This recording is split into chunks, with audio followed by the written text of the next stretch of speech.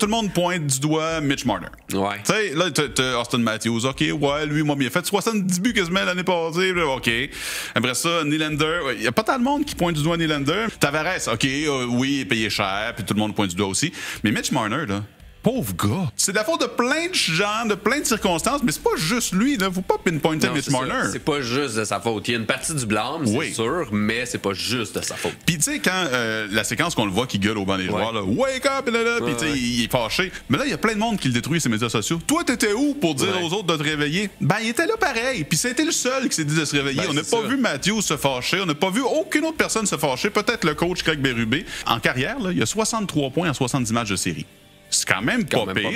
Il a fait plein de points en première ronde contre les Sénateurs. Il a fait 5 points en 7 matchs contre les Panthers de Floride.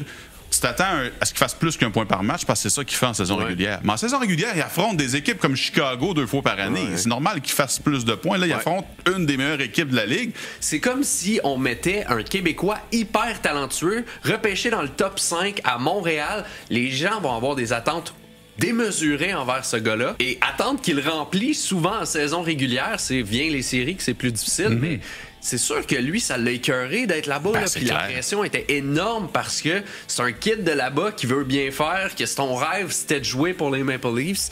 Puis là, ben, son rêve, honnêtement, c'est devenu un cauchemar. Là.